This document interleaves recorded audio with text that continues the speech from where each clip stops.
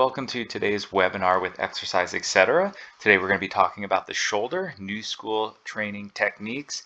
We have some great information to really get into the details on proper ways we should be training our clients, specifically looking at the shoulder and how we really restore better functional movement patterns and keep them out of pain.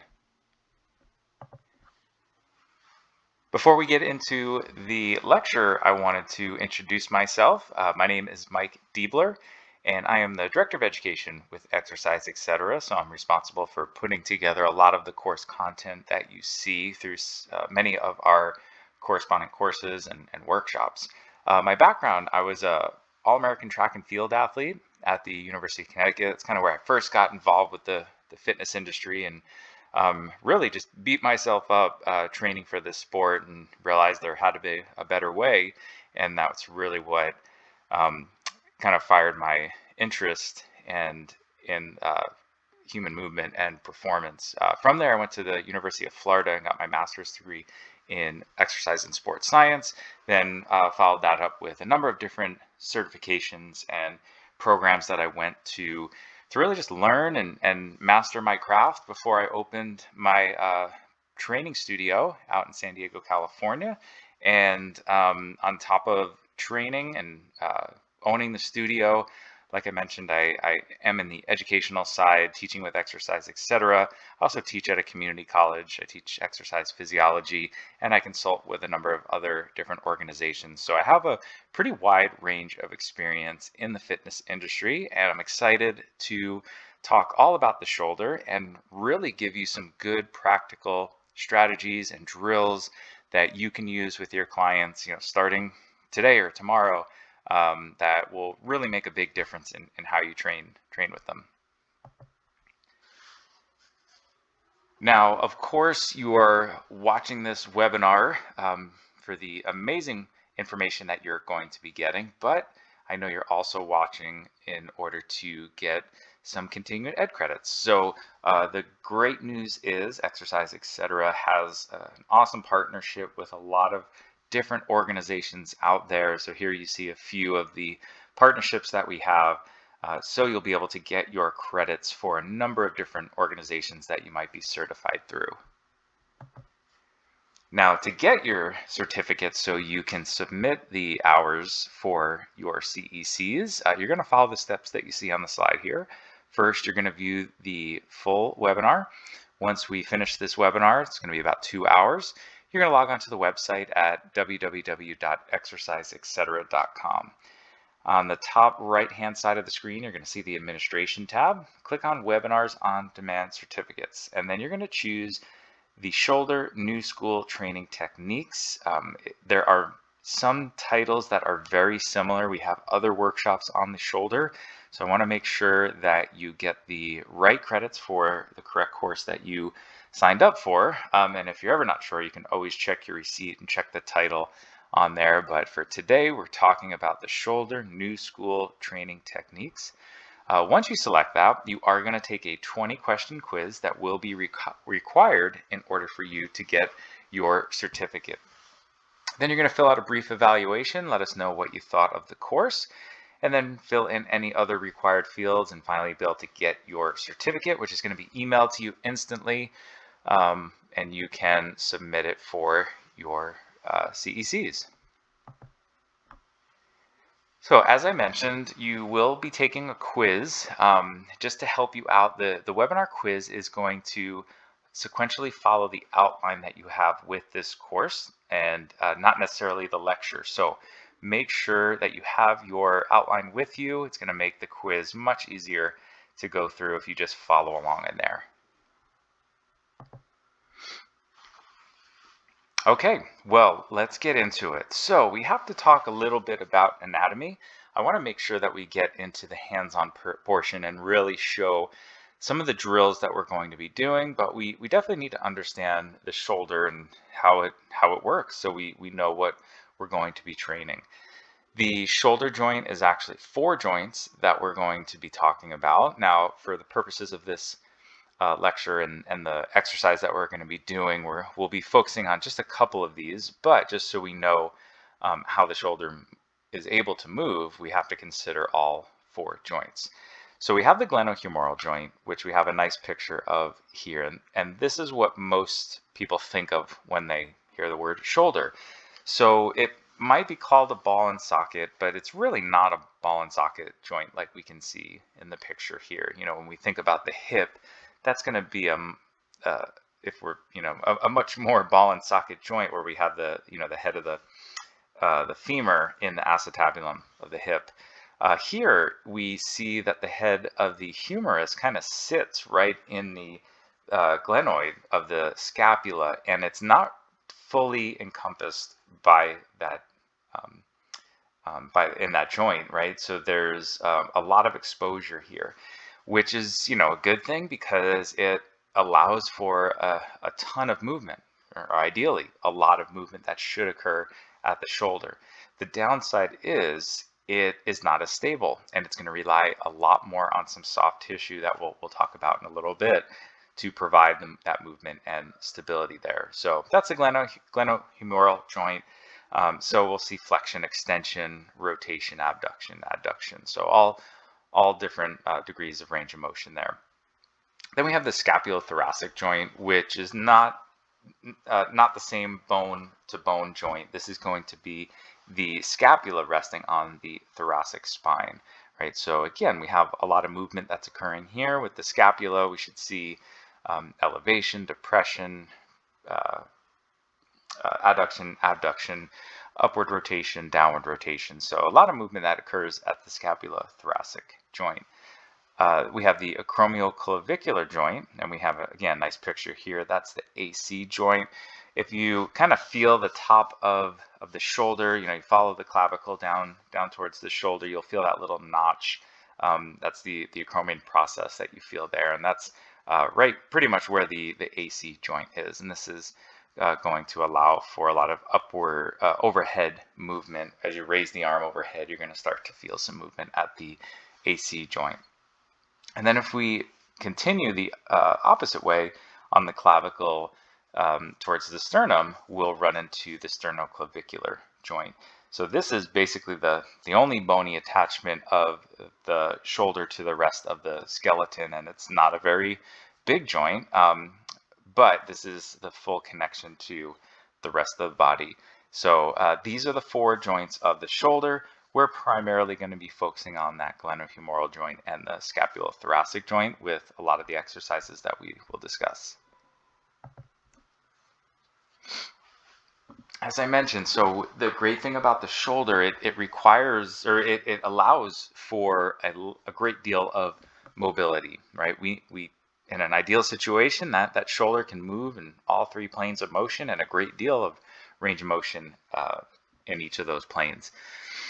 But there's a cost to that. We need a lot of stability to keep that joint safe.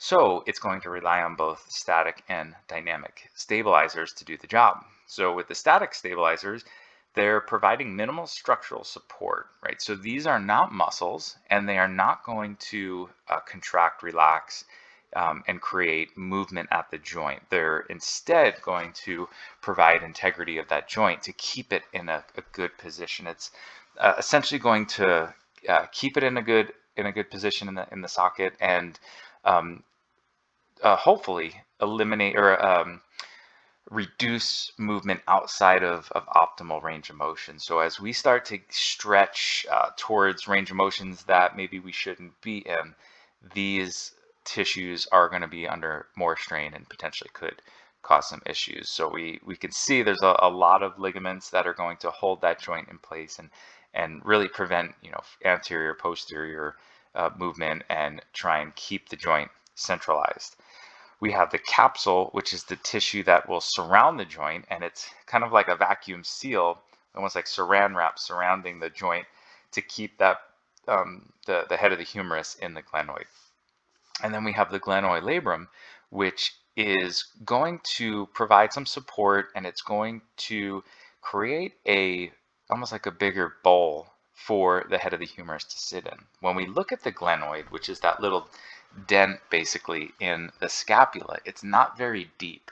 So it's kind of like a golf ball sitting on a T, right? So it just has a little divot that it sits in. The glenoid labrum is almost like the meniscus for the knee. It provides just a little bit deeper cushion for the head of the humerus to sit in and just create a little bit more support there. Now, as I mentioned, the static stabilizers, they're basically just holding the joint in place. But we need to move. There's going to be different force and stress and pressure placed on that joint, and it's got to get in and out of different positions. So this is where the dynamic stabilizers come in. And the biggest one that we're going to focus on is the rotator cuff muscles. So if you remember your SITS acronym, we have the supraspinatus, infraspinatus, teres minor, subscapularis. So we have a nice picture here. And you can see how these muscles, they're not big, right? These are very small muscles that, again, they're creating support and structure for the joint to sit in. And you can see how they kind of surround the humerus there. So when we hear rotator cuff muscles, we think, internal and external rotation. And yes, that's what these muscles do. But really, their functional role is to keep the head of the humerus stabilized within the glenoid. So it's trying, and we see the structure of these 4 different muscles kind of surrounding the humerus to keep that in the correct position, kind of down and back in that joint. What we often see is, through a variety of reasons, we'll have some muscle imbalances start to develop. Some muscles will become overdeveloped and potentially stiffen. Others become weakened, and we see the head of the humerus kind of be driven into different directions. We might see it be driven forward. It might be being pulled up, and we'll talk about impingement. But since we have a nice picture here, we can see the subacromial space. So we see the acromion sitting right on top there, and then the humerus below it. And in between those two, we have the subacromial space. And it's not a very big space. There's not a great deal of room for these tissues to run through. And we see the supraspinatus sitting right through there. And this is one of the more commonly injured rotator cuff muscles, because when we have an imbalance and these muscles aren't doing their job, which is to stabilize, we see that head of the humerus driven up, and it causes some pinching between the humerus, the supraspinatus, and the acromion. And now every time we move the arm, reaching overhead or pushing, pulling, whatever it might be, we start to have some rubbing and potentially tearing and inflammation and other issues the more we move, if this is not something that we address. So we're going to get into some different ways to train the rotator cuff. And the traditional exercises with internal and external rotation are great, but they really don't do everything we need them to do for the rotator cuff. And that's what I want you to keep in mind. These are stabilizer muscles. So when you have a stabilizing muscle, the best drills typically aren't going to be like your strength drills. Yes, you can build a minimal strength in these muscles, but remember, these are small. They're not going to respond like the pecs will and the lats will. So they need to be trained a little bit differently, and we're going to really focusing on stability drills in order to properly train the rotator cuff muscles to do the functional tasks that they were designed to do. Okay, I don't want to go too far without talking about the T-spine, the thoracic spine, and the thorax. So we see a nice picture here of our 12 thoracic vertebrae. And when we look at the design of each of the vertebrae, from cervical, thoracic to lumbar, we can see that they're all not created equally. The structure of the thoracic spine is for more mobility. When we look at the cervical spine, especially the lower cervical spine and the lumbar spine, we see that these vertebrae do not have the ability for much movement.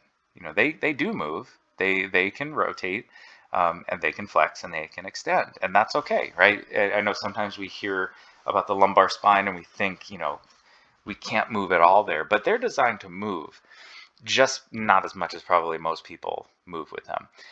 So they're primarily designed more for stability, whereas the thoracic spine, the thoracic vertebrae, are designed for movement and mobility. And when we see thoracic spine lose that mobility, when it tends to lock up, we get into that kyphotic posture, we have some issues, right? So, when we look at most people sitting all day and on their phones and on their computers, they kind of get more and more into that kyphotic posture and increased curvature of the thoracic spine, which is going to lead to a number of different issues.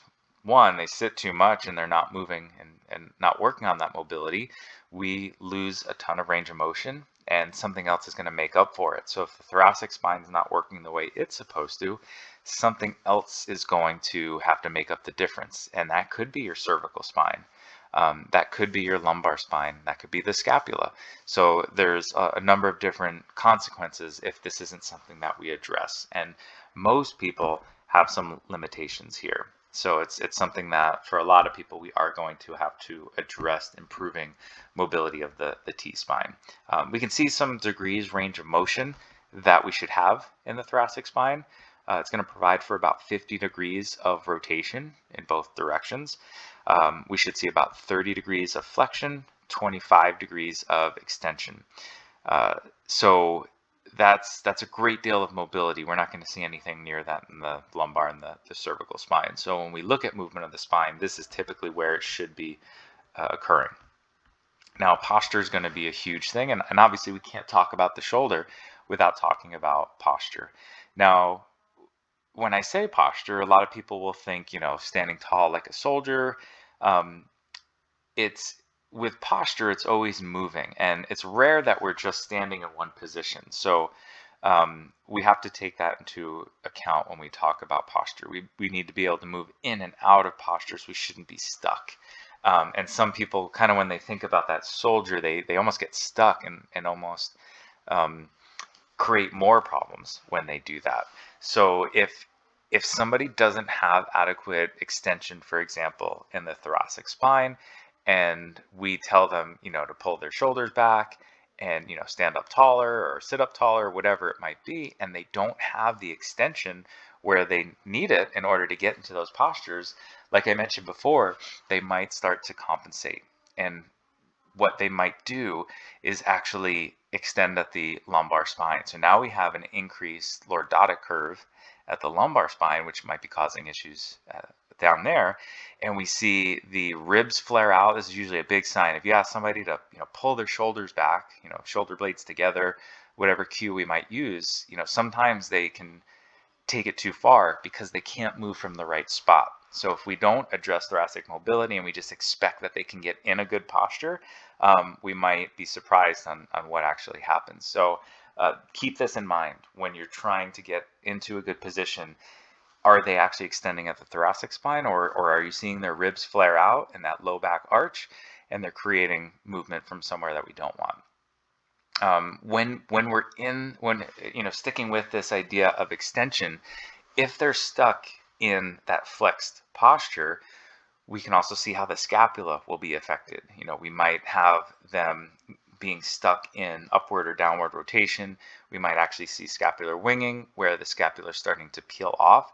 They should be sitting flat against the rib cage, but if we don't have the optimal amount of flexion, right? So we should have a kyphotic curve of the thoracic spine, but when we have too much of a curve or not enough, this can lead to improper resting position of the scapula. And we know if we don't have the scapula in a good position, it can't stabilize the glenohumeral joint. It just kind of leads on down the chain. The example that I usually give is if you sit up nice and tall right now while you're listening to this, I just want you to raise your arm overhead. You should be able to get, that arm straight up in the air, 180 degrees there. Now, if you flex, right, increase that thoracic curvature, now try and raise your arm overhead. What happens to that range of motion? Can you still get it all the way up overhead, right? You can't. It's going to be, you're going to get stuck. So we might think that the glenohumeral joint is limited in range of motion, which it might be, But if we don't address the thoracic spine, you're not going to see the improvements, and you actually could be putting the glenohumeral joint in a bad position and affecting some of those static stabilizers, because we're actually stressing that joint too much and not allowing the thoracic spine to do what it's supposed to do. So that's why I want to take the time to talk about the T-spine, to make sure, what are you doing to address this if there's an issue there? Are you looking to see if there is an issue? Because a lot of times those shoulder issues are really stemming from the thoracic spine. And if we skip right to, if they have an issue with their shoulder, the glenohumeral joint, if we skip right there, you're probably missing out on really what would give you the best result or the best opportunity to help that person if we just completely ignore the thoracic spine. Okay, so here are some current concepts in shoulder training for stability and strength. So I like checklists, and I think this is a nice little system that we should have in place for the shoulder. So we want to look at things like pain. Are we clearing pain, making sure that they're not in pain, right? And obviously we need to understand what's the scope, your scope of practice. Can you diagnose? Do you have a background there? Or is this the opportunity to refer and find out what is going on? Right? You can guess all you want, but until we have a professional come in and tell us exactly what the diagnosis is, we're just guessing, and we could be making things worse. So we're going to clear pain. We're going to look at breathing. It's amazing how much just better breathing patterns help improve mobility and stability, where all of a sudden we get them breathing from the right place, and now the shoulders muscles that might have been tightened because they're just overactive finally had a chance to relax a little bit so they can do what they're supposed to do.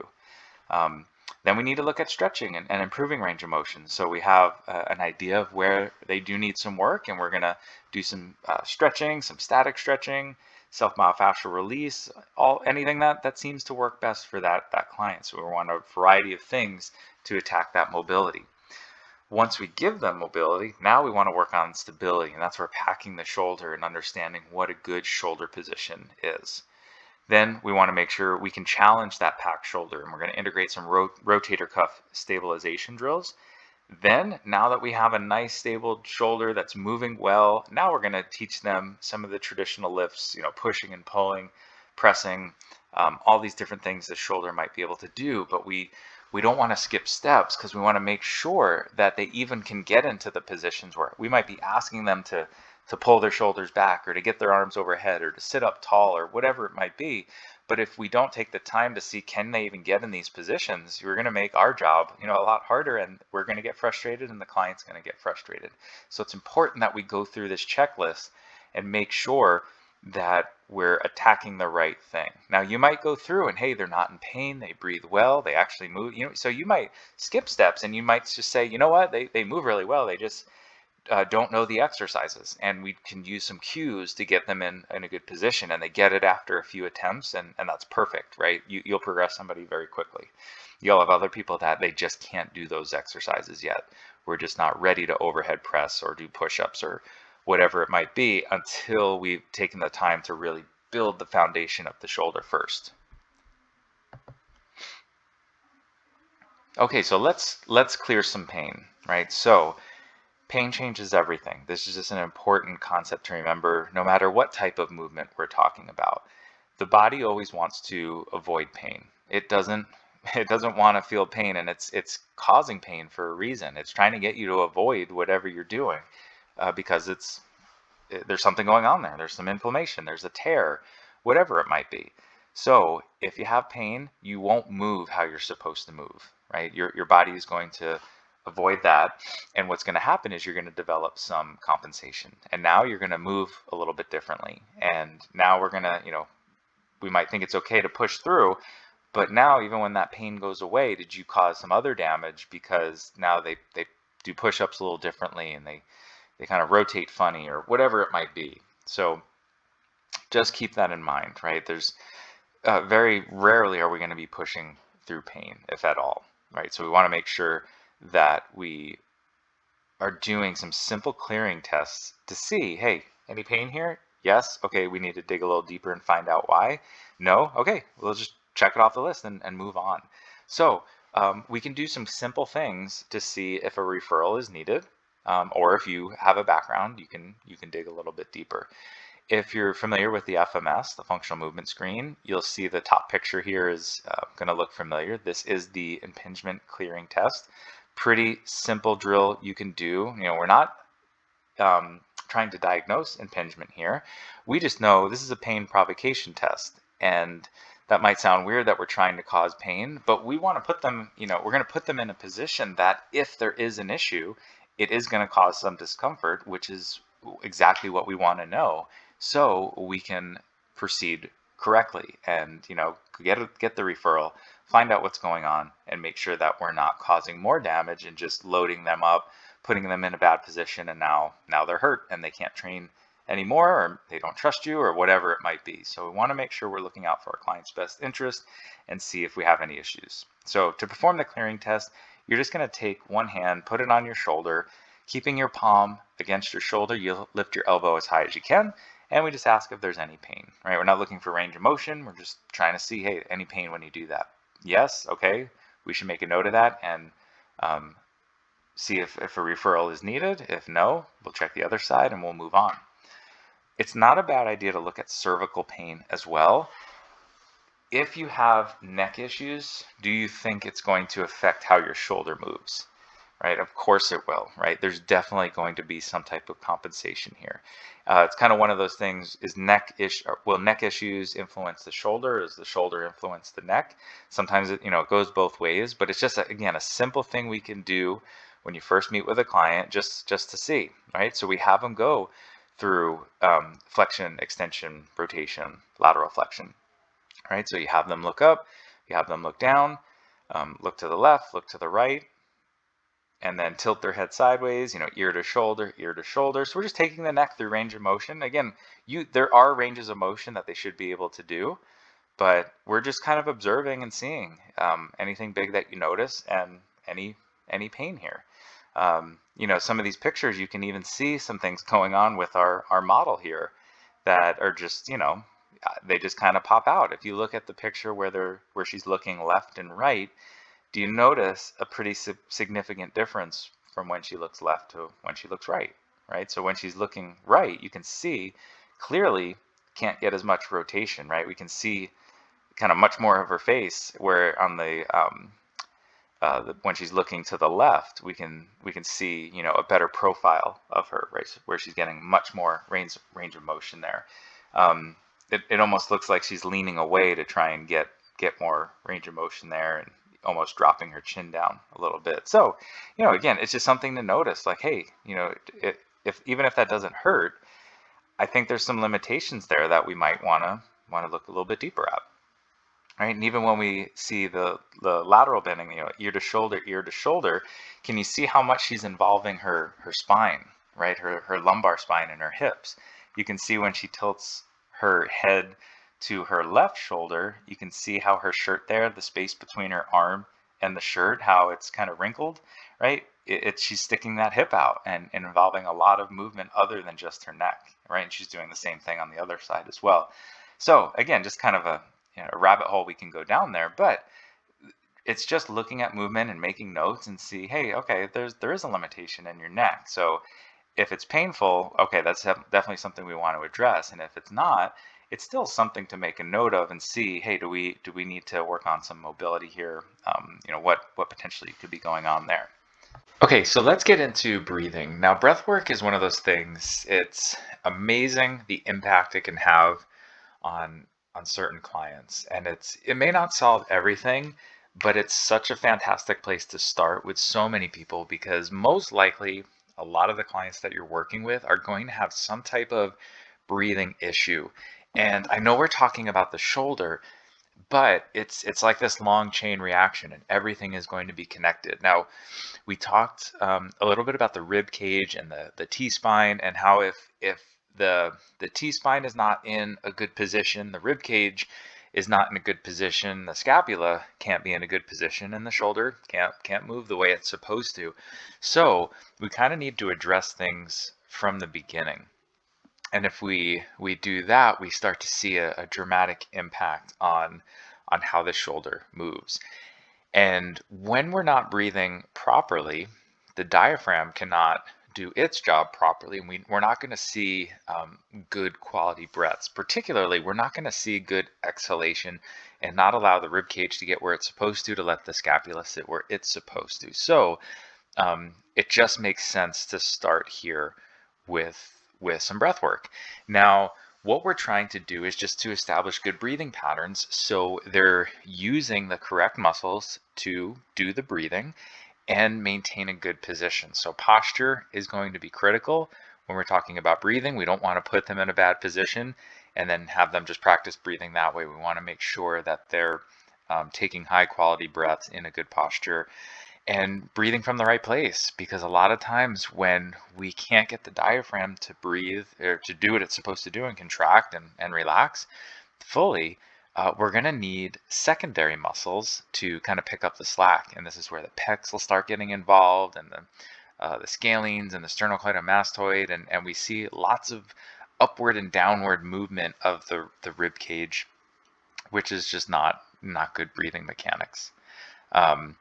So let's talk about some of these. And obviously, there's a lot of different breathing drills you can do. I think these are just two really good starting points we get in two different postures here. So the first one's our 90-90 breathing. This is the video that we're going to see on the left here. So we have a 90-degree of hip flexion, 90 degrees of knee flexion, and I have my feet against the wall. We can have the feet up on a chair or bench or something like that too. But this position is just going to allow the pelvis and the lumbar spine to just get into a better position, so the diaphragm can do what it's supposed to do and has an easier time to contract.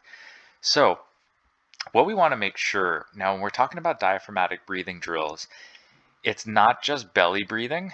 Obviously the belly is going to move, but sometimes the focus is too heavily on that belly. And we want to remember the diaphragm is dome shaped and it's going to expand in all directions. So really we should see movement occur all around, and the ribs should move as well. So we just want to make sure that we make that clear, that it's okay if the chest is moving and the ribs are moving. We just want to make sure that it's happening in the right amount. So with this drill, it's just a good idea to have one hand on the belly, have one hand on the chest, and really we just want to make sure we're seeing up and down movement. So we're seeing the belly is going to move first, and then the chest will move after that, and the ribs will expand. So we should see kind of that up down towards the ceiling and towards the floor movement. So we'll play the video and see. I know it's a little hard to see, but we're taking a nice deep breath in through the nose and then exhaling out. Now it's important to think about that breath work. A lot of people have a hard time exhaling. They kind of get stuck inhaling, and that's why and often a lot of these secondary muscles are engaged and they're not using some of those deep core muscles to help with breathing. So we want to make sure we encourage full breath. So we really want to encourage all the air out. You can see my hand is going up when I'm inhaling, and then it's going to go down when I'm exhaling. We're trying to get all of that air out. It's not a bad idea to add pauses. So you're going to inhale through your nose, pause, and then exhale through either your nose or your mouth and pause. And we just kind of go through a few breath cycles there. The second video, we're just going into a quadruped position, and we're going to do some cat-cows. So I know most people are probably familiar with this exercise, but we're just going to sync our breath with the movement. So we want to associate extension of the spine with inhaling and flexion of the spine with exhaling. So we're just going to go through our different postures and adding that breath work. So here we're going to inhale, going through full spinal extension, and then we're going to exhale, going into flexion. So again, it's a great way. So the first one's a little more static, right? We're just practicing that breath work while we're lying there. But we know in everyday life we're going to be moving around, and this is just a great way to incorporate a little bit of spine movement with the breath. As we go through all of our exercises, we always want to make sure we're encouraging that breath work. So here's just a great way to sync the movement up with the breath and really focus on those full breaths. So they inhale as far as they can, pause, and then exhale. And when they exhale, it's usually helpful to think about pushing your hands into the floor, tucking the pelvis under, really I've had people where they feel like their abs are gonna cramp up with this exercise when they really understand what it means to exhale fully. A lot of people are so stuck in that inhalation phase that they just don't know what it feels like to exhale fully, and they might experience some cramping here. So just kind of be aware of that. But it's a great way to teach them to get those full breaths in and out. Um, you would be just shocked if you were to measure somebody's shoulder range of motion, go through just a few minutes. We don't have to spend all day doing this, but you spend, 2 minutes with some of these breathing drills and see, did you get better range of motion than maybe some of your traditional stretching drills? So you may not. Sometimes this takes time. If they have a really hard time doing these different breathing drills, you might have to spend a little bit more time. But if you did this daily for the next few weeks, I can promise you're going to see a dramatic difference in, one, just how you're breathing, how your posture is, and how that mobility is.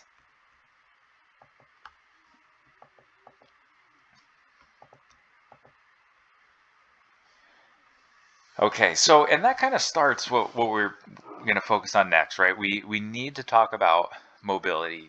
Um, I think breath work is a great way to set the stage, and it really gives us a great opportunity to get even more mobility than not working on breathing.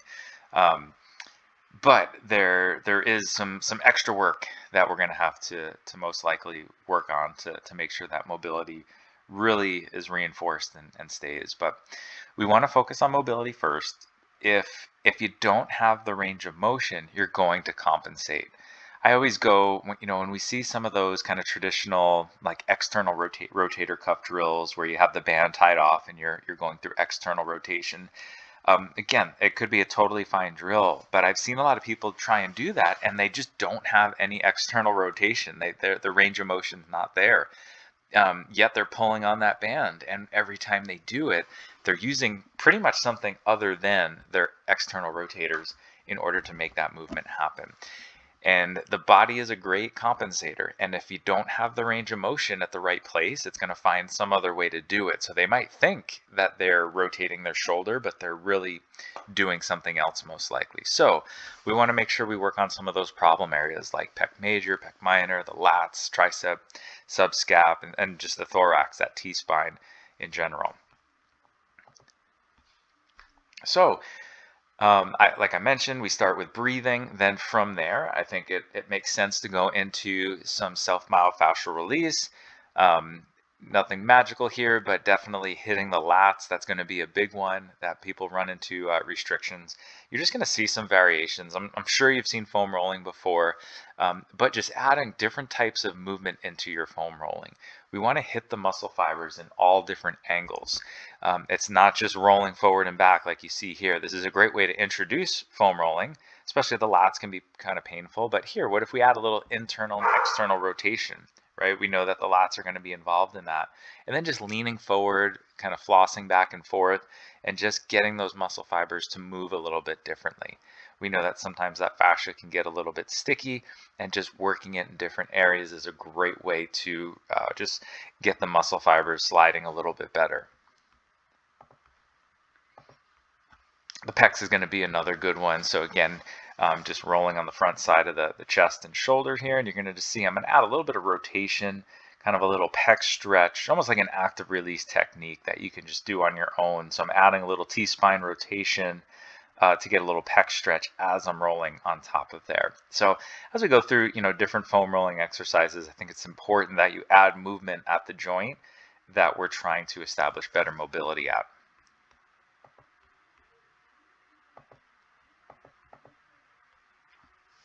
Okay, the T-spine is going to be big. I'm going to keep bringing it up, but just making sure they have good movement there. This is one that, most people just love getting between the shoulder blades. So we give ourselves a big hug because we want to pull those shoulder blades apart. You can also have your hands behind your head if that's a little bit more comfortable. Just make sure the elbows are pointing up again so we have some separation between the shoulder blades. And then just adding a little bit of movement. So we kind of find some of those hot spots. We might do a little lateral bending so we get some good movement in the frontal plane. And I'm sure you've seen like extension flexion, so we get some movement in the sagittal plane as well. So there's lots of different ways we can hit that T-spine with the foam roller.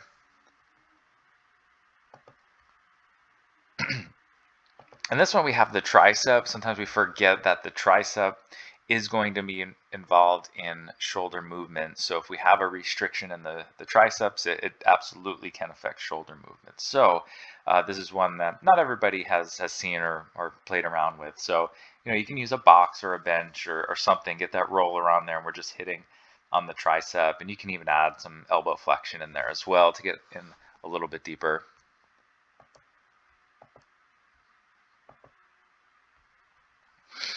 Okay, so we get a lot of great work by hitting that foam roller or different, myofascial tools. But then it's always great to follow it up with a little bit of mobility work. So we want to focus on the T-spine. We want to make sure we focus on the glenohumeral joint. So we're just going to go through a few examples here. Obviously, there's a lot more, but these are just to get you some ideas on things you want to work on. So getting in the with all the joints, as much three-dimensional movement as we can get some movement in the frontal plane, the transverse plane, and in the sagittal plane. And a lot of these drills, you're going to hit more than one. So it's not like you have to throw in a million stretches. If you can be efficient and add one that hits it in a couple different angles, obviously those will be some of your go-tos. So this first one here, we're looking at restoring a little bit better flexion, but we'll also get, here's one that we get a lot of different things going on here. As we hold that dowel, the wider you hold your hands apart, you're going to get some stretching into external rotation of the rotator cuff, or the glenohumeral joint. And we're going to get also some really good mobility in that T-spine extension. So it's kind of like our cat-cow drills. So it almost looks like we're doing a bicep curl as we bring that stick behind our head. That's going to get us into that external rotation and extension as we sit back. So this is one I really like because we get so much different. And obviously you're getting good movement at the glenohumeral joint as we sit back as well into that extension.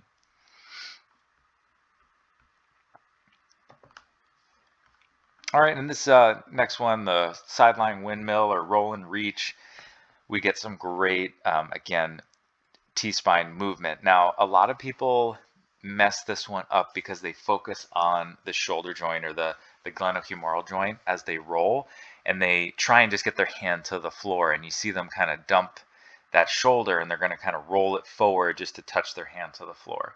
Really, the goal on this one is to create as much T-spine and rib movement as possible. I don't really care as much about what's going on at the shoulders. So there's a few things going on here that I want to make sure that we point out. I know it's kind of hard to see, my leg's blocking it, but I'm just resting on a foam roller here. This is just to keep my hips pretty neutral. I do want to flex that hip greater than or at least 90 degrees. That's going to keep the lumbar spine out of it. Now, as we reach, we're going to move the head, and both arms are moving. So this arm is reaching out, pulling that shoulder, and I try not to cue the hand too much because then they turn it into a shoulder stretch. I'll cue the shoulder trying to roll to get to the floor. So the right shoulder here is trying to get to the floor. The left shoulder, as we come across, is actually trying to lift up off the floor, right? So we almost have like a push-pull movement here, and we get some really good rib cage movement, T-spine rotation, and even extension there as we kind of roll and reach. So don't make it about getting to the floor, though. Sometimes people think, hey, I can't lay on the floor, I'm terrible at this. And really, remember how much rotation we want. We're looking at like 50 degrees of T-spine rotation. So if you're getting to the floor with this stretch, you're either cheating, so see if they're moving someplace that they shouldn't, or this is a drill you just don't need, right? You don't need more than that 50 degrees. So if they're getting all the way to the floor, they might actually be a hypermobile person that we have to kind of watch out for that. Here's another nice one. So anytime we can change up postures and positions, it's always a great idea because you're gonna, challenge that mobility in different positions and different postures. When we're on the floor, we kind of have everything supported. We're laying down. It's a lot easier. Gravity is helping us with a lot of it, which is great. And it's a great place to start. But when you can get more upright in some of your stretches, it's going to go a long way too, because that's how our clients are going to spend most of their day is standing up. So I want to make sure that they get that kind of mobility work as well. This is a great one because it actually encourages some core activation. So anytime you can encourage core activation with your mobility work, it's going to go a long way. It makes it harder to cheat, right? They're not going to be moving from the wrong place if we engage that core. So they're going to have to work a lot harder to move from the right place. So, and then, sometimes you have clients that just can't get to the floor. This might be an option as well. You can do this standing up as well. We do want to try and keep that hip flexed around 90 degrees. So if I was standing, I could put this foot up on a step, and that would work too. But you see, I have the foam roller between the wall and my knee. So when I can push my knee into that roller, it's going to get my adductors firing, which is actually going to help encourage some core activation as well. So you can imagine if I was just laying down, it's kind of the same drill now. I'm just working on rotation, and you can see if you look from the hips down, nothing's moving there, core is engaged, and then I'm just reaching across my body and getting some good T-spine rotation. You can see my head's following, or my eyes are following my hands as I go, and just getting some good upright mobility there with some good core work as well.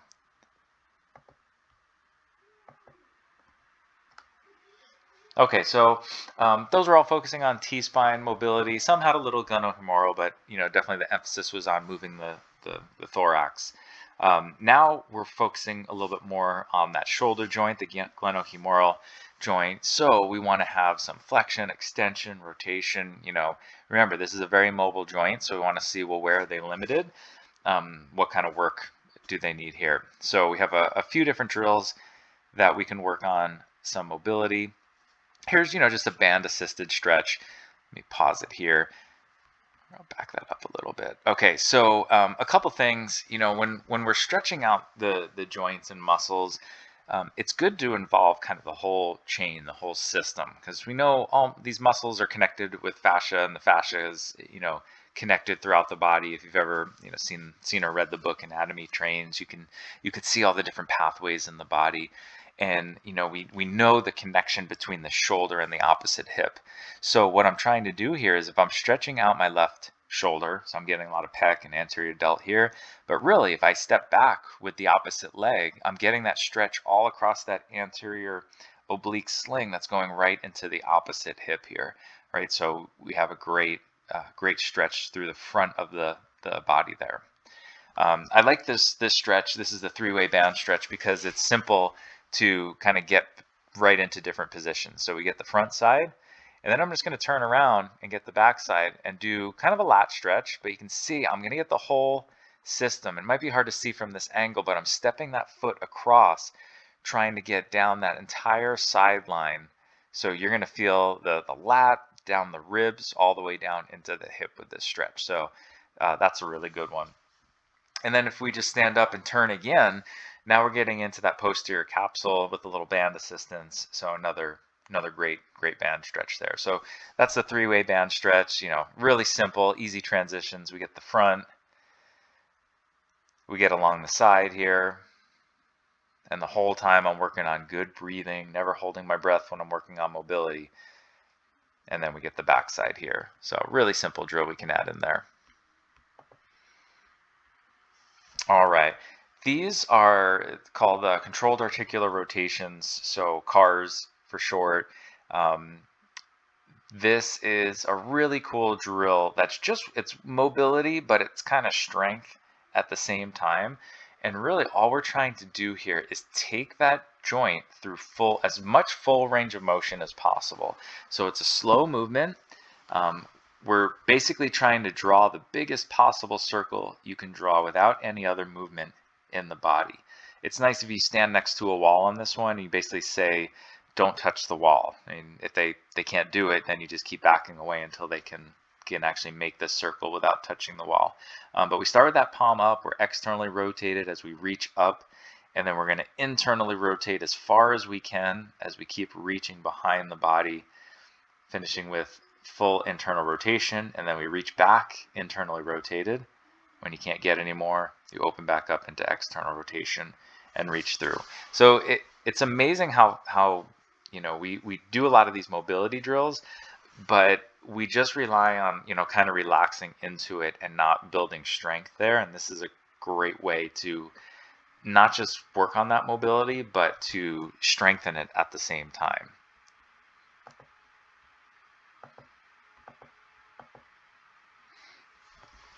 Okay, obviously those were just a couple. Yeah, I'm sure you have lots of your kind of go-to shoulder mobility drills. Really just whatever they're limited in, right? We want to make sure we're improving that. So focus on the glenohumeral joint, focus on the T-spine, and try some of these drills out, but I'm sure you know a whole bunch of them that'll be just as effective there. But now the important part, we've established a little bit of mobility. We want to learn how to control that mobility. We want to learn how to keep a stable shoulder. And this is important. Let's say you're working with a client where there are no mobility restrictions, right? Where they're touching their elbows behind their back and their arms can kind of go in all these crazy directions. They might like stretching, but that's probably the last thing that they need to be doing, right? And usually people that like stretching are the ones that don't really need it anymore. So we might be skipping all that mobility stuff and going right to more of our stability things. And shoulder packing is a great place to start. This is essentially teaching the client what the ideal shoulder position should be, right? So we're learning how to stabilize the joint. Some cues you might hear, you're trying to keep your ears away from the shoulder, right? So we don't want to turn into a turtle where, a turtle head going into his shell. We want to make sure that we have a nice long neck, ears are staying away from the shoulders, suction the shoulder or sucking the shoulder into the socket. So we can see in the picture here, like this goes for pressing movements, for hanging movements, pulling, being able to fight gravity and maintain that shoulder position. So we can see here, nice long neck. We're not shrugging the shoulders. We're keeping a nice packed shoulder. We can see, all the muscles of his back engaging to make that happen. So we want to remember as we go through some of our different, exercises, our pushes and pulls and things like that, that we understand what it means to maintain a good packed shoulder. I think the ears away from the shoulder is kind of the best way to cue it. As somebody, think of a client doing an overhead press. How many times have you seen a client where they press overhead and all of a sudden their shoulders are inside their ears, right? Because they're using their upper traps, they're holding their breath, doing all these different compensations in order to create that movement. So what we want to make sure is before we load that shoulder up, we understand what a packed shoulder is, so they can work on that, without any load. Hanging from a bar is a great way to really strengthen that shoulder, assuming they have good enough range of motion.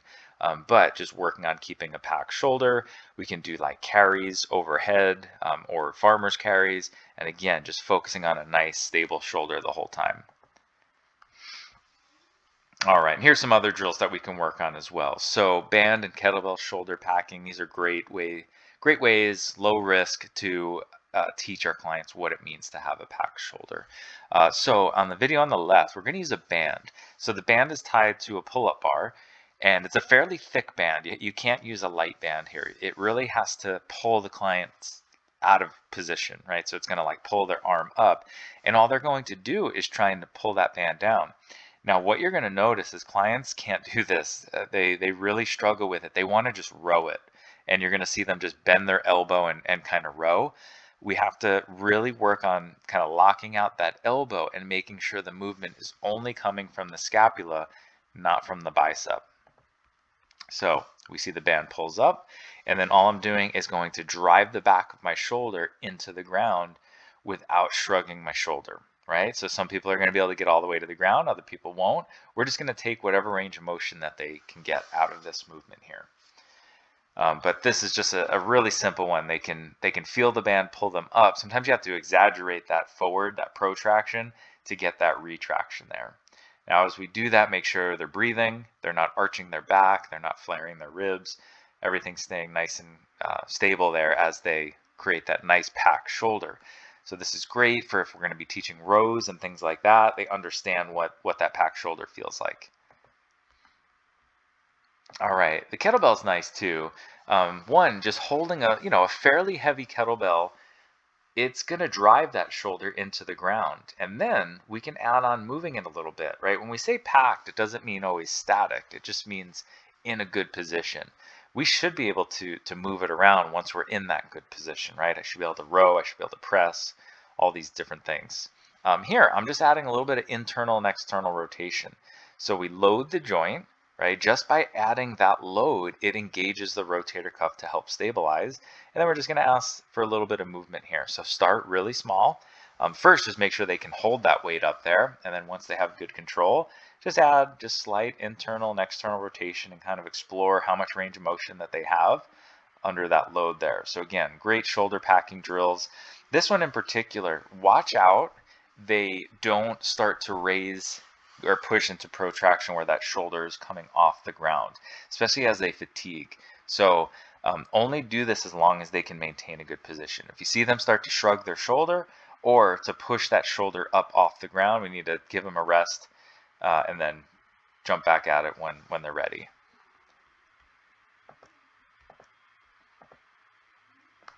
All right, the arm bar is an awesome exercise. It's a little bit more complex. You may have to spot your client as they do this, but here it almost looks like we're going to do a Turkish get-up, but instead of the arm being out on the side, we're going to have that left arm extended overhead. We're going to use that right foot there to kind of roll onto our side, and now your arm becomes your pillow. And I'll just play the video so we can see what it looks like. So we push over, and now, oh, let me go back to that. Okay, so we're going to roll over, and then that knee is going to kind of be our brake or our kickstand, and then we can hook that foot into the back of the knee.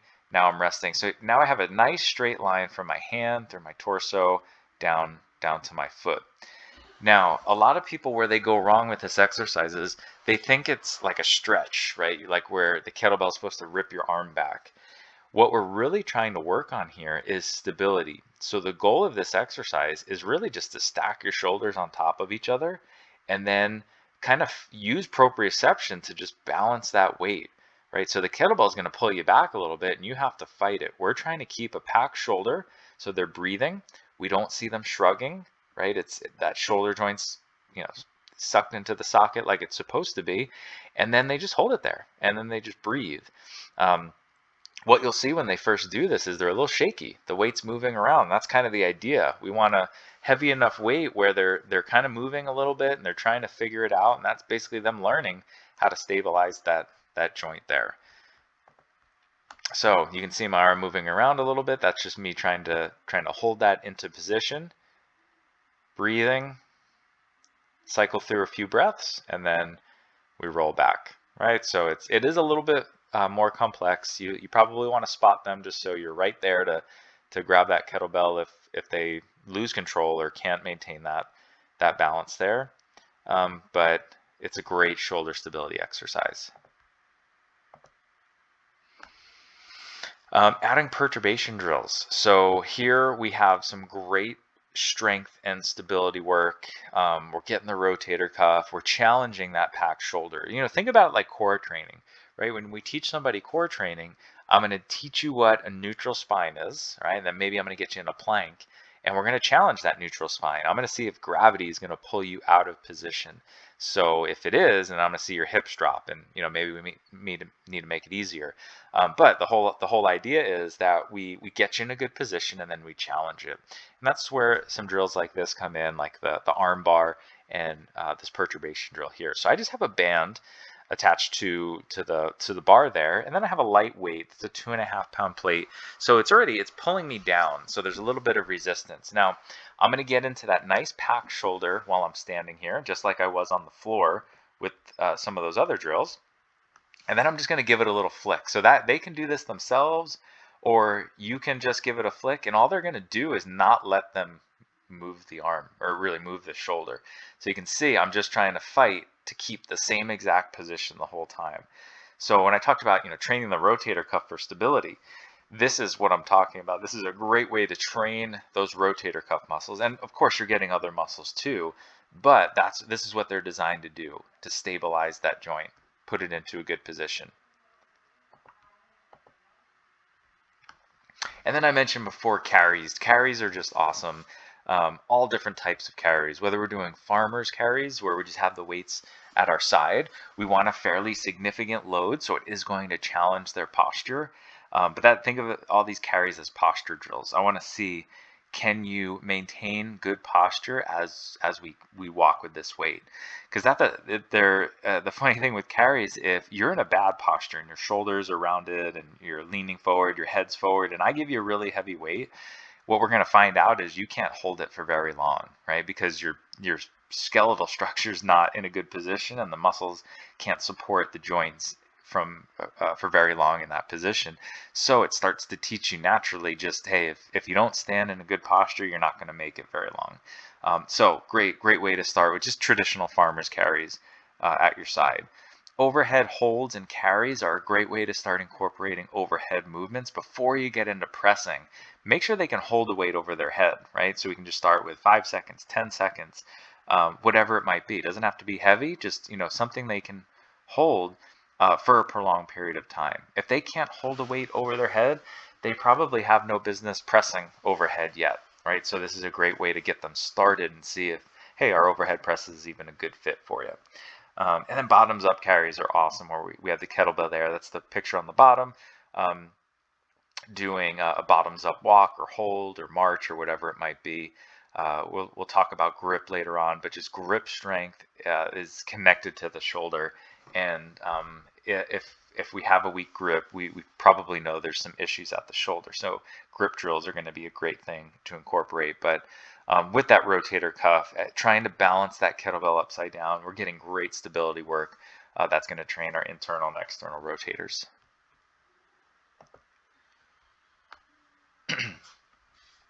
Okay, so we've already kind of started talking about our rotator cuff drills, so you kind of get an idea of some of the things that we need to do, but I don't want to skip over the scapula stabilizing drills as well. So like I said, some of the more traditional isolation rotator cuff exercises are a great place to start, but we definitely want to move into more stabilization drills and incorporating scapula stabilization in some of our functional movements. Remember, the idea is get in optimal position and then we challenge that position, right? This is a great way to build some great strength in the shoulder. So floor slides is a great place to start. This is one that many people struggle with, but it's a great starting point. We're on the floor again, we're supported. Gravity is actually going to help us out here. So it's just like it sounds. All we're going to do is try and slide our hands in, or slide our arms in the floor as we press up. Now, some people, they won't be able to do this, right? They won't be able to reach overhead. And you'll see when I do, I don't like pointing out my weak spots, but I have a little bit of trouble with this one. So you're going to see I'm reaching a little bit wide. I'll give away my secrets. So reaching in that Y pattern is a good place to start because it's a little bit easier to keep the arms on the ground versus pressing straight overhead. So you might start here. Some things to look out for is if you see their ribs flaring up because they're trying to get their arms to touch the floor even though they can't reach that far, that's a problem, right? So we're going to have to encourage them to flatten out that back. We may want to stress the importance of exhaling when they slide overhead. When you give me a good exhale, it's going to drop your ribs down and flatten out that back, which is going to make it harder to cheat. So you'll go a little bit slower than I'm going here because you'll sync your breath to every rep there. So just make sure that their spine stays in a good position. You might have some people, if they're not ready to slide, I paused it right here. We're just going to stay in this position and all they're going to do is try and push their arms into the floor. You might get like an Airex pad or something that you can put underneath their hands so they can at least touch the pad, and then they just try and put a dent in it, and then they're just going to breathe, and then they relax, and then they'll push into it and breathe, and then relax, and just do more of an isometric contraction.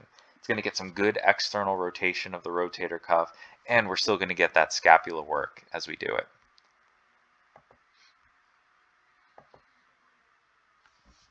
Okay, so Now we're incorporating a little bit more movement, and we're in an upright posture, so it's going to be a little bit more of a challenge. So this is the scarecrow. You can do it with or without a band. I like using the band. It gives you a little bit of feedback and a little bit of tension, because you can pull on it, just slightly. You're not trying to pull the band apart, but you're going to pull to get a little bit of tension in the posterior side of the shoulder. So this is our scarecrow position, the elbows out, kind of about 90 degrees. And we'll just play through this. So we're going to go into external rotation, then almost like we're doing a shoulder press, and then back to internal rotation. So I like this one just because we have so much. We have an external rotation movement here, and then it's like we're doing the floor slide. You're trying to keep the hands as high up as you can as you press. So it's almost like I'm still laying on that floor, right, where I'm trying to really push back as I reach out.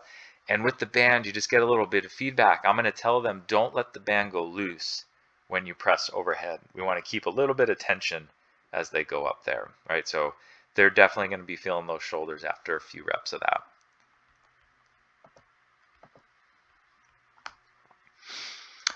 Pull aparts are great engaging the, again, the external rotators and posterior shoulder muscles. So here we just have kind of a traditional band pull apart, just going through retraction, squeezing those shoulder blades together. So pretty straightforward there, but that's always a go-to one. Great place to start some people getting some good shoulder movement. Or maybe just moving too much is causing issues. We can do a little bit more of an isometric contraction. We get a mini band and then we just pull it apart. I'm just on one knee here just to show that change up the posture, change the positions up. If you always do it standing, try kneeling, try tall kneeling, half kneeling, try single leg. Just mess around with their posture a little bit, because it does have an impact on the rest of the body and how it moves. So you can even, get creative and do lunges, do split squats, do squats as you do this. And just combine some things. So if you feel like, how am I going to fit all this stuff in, you just have to get a little creative, and you can find other ways to sneak some of these shoulder exercises in. I'll tell you one quick example that I do. I don't believe I have a video of this, but a lot of times I'll put the band on the forearms like this, and then we'll just do planks, right? So it might seem totally unrelated, but think about when you have a client do a plank. How many go right into like that prayer position where they just put their hands together and hold, right? If you look at what's going on there and what, follow the arm up to the shoulder, when they bring their hands together, they're kind of in that internal rotated position that a lot of people get stuck in, and it tends to flex and round the shoulders forward, which is kind of the posture we're trying to get away from. So instead, we get the mini band on there and we just say, hey, we're going to hold the plank for 30 seconds. They might think no big deal, but it's like, okay, you can't let your hands come together. You can't let that band go loose. You have to keep it tight the whole time. All of a sudden just adds a totally different dynamic to that plank exercise. All right, crawling, floor taps. I love both of these. I'm a big fan of crawling. I don't think we crawl enough for a lot of different reasons. If we're specifically looking at the shoulder, what we're trying to do is we're using the floor to establish some feedback to get that nice packed shoulder, getting some great scapula stabilization here. So a lot of times when we crawl and do bird dogs and things like that, people tend to focus on the moving arm or leg, right? So if I was doing a bird dog, they're thinking about the arm coming off the ground. Instead, we need to be thinking about the hand on the floor, right? We can really engage that shoulder if we like you'll grab the floor, like literally you're going to take your fingers and try and squeeze the floor, and you're going to push your hands into the floor, or hand if we're crawling. You're all of a sudden you're going to feel this on the back side of your shoulder, right in that shoulder blade, which is exactly where we want it. So crawling is such a great place to start, right? So again, I'm thinking about the hand on the floor, not the stepping hand, getting my stability there. Crawling forward, and then crawling backwards too is a great way. So when we crawl forward, we're really using the feet to kind of propel ourselves, and the hand is acting like a brake. When we go backwards, the shoulder's propelling us, we have to think about pushing through the ground, and we get some really great shoulder stability work there. And then same idea with the shoulder taps. Now this is a great core exercise, a great anti-rotation exercise. So we're trying to tap the opposite shoulder without much movement occurring at the hips. Now, Where people go wrong, again, they're thinking about the arm lifting. And really, we need to be thinking about planting those feet in the ground and planting that arm into the ground. So I'm grabbing the floor and pushing down. I want to leave a handprint in the floor, and that's what's going to create that stability. So yes, it's a core exercise, but if that shoulder is not stable, your core won't be able to do what it's supposed to do. And that's when we see the hips kind of flopping side to side with an exercise like this.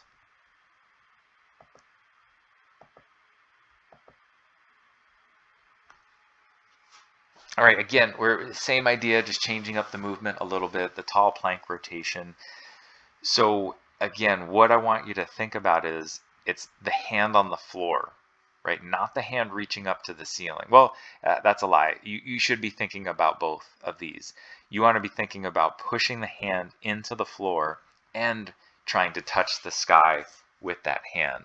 And then we get great shoulder and scapula activation on both sides. So I push into the ground, I reach up to the sky, and it's all under control. A lot of times when they do this, they kind of just move their arm. It's kind of like when people do like those T-spine rotation stretches and they just flop their arm.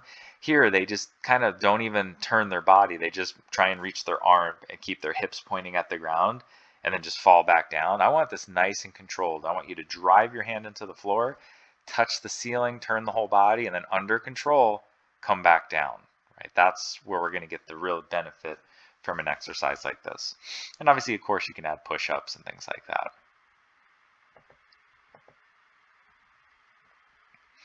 Okay, bench supported renegade row. So we'll talk about rows later, but might as well bring it up here. It's same idea. When we think about a row, whatever type of row it is. So here I'm in that plank position, which we're getting some great shoulder and core stability. But any row in general, where it's like a bench row, most people are thinking about the rowing arm. So in this case, they'd be only thinking about that right arm, right? Thinking about squeezing the shoulder blade and pulling that shoulder back, and all that's great, and that's part of it. But really, what most people neglect is this hand right here, right? The left hand, the one pushing onto the box. That hand should be trying to break that box in half. I'm trying to push so hard, I'm going to crush the box. So this is not a one-arm exercise. It may be a one-arm row, but it's not a one-arm exercise. Both arms are working incredibly hard here. One's pushing, one's pulling. And when you do this right, again, you get some awesome shoulder stability, but now we're going to get the added core stability as well, right? So push, pull, grip that handle. And yeah, I still want to focus on protraction, retraction, and getting a good rowing movement. But don't forget about that hand supporting the rest of the body.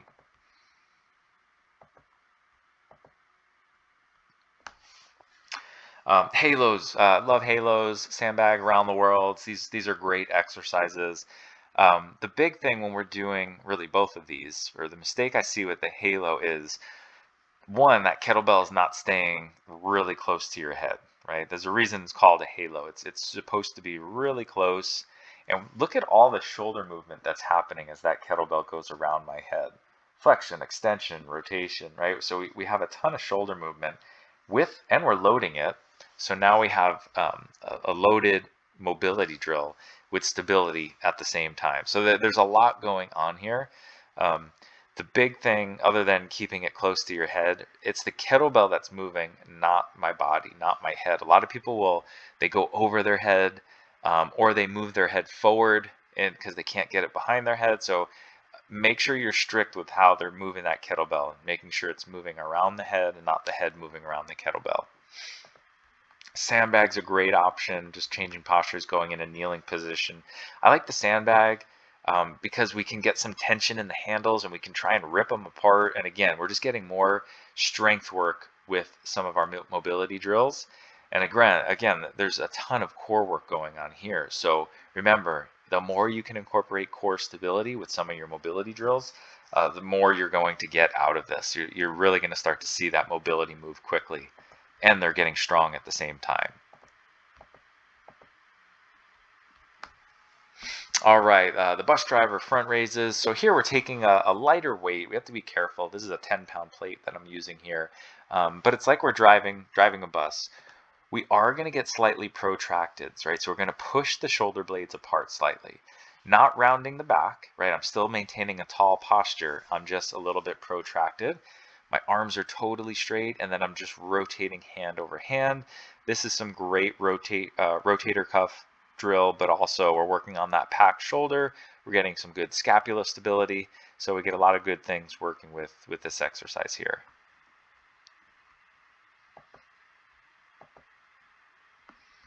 Okay, get-ups. I'm sure you've heard of Turkish get-ups before. These are awesome drills. We're just focusing on the quarter and the half get-up.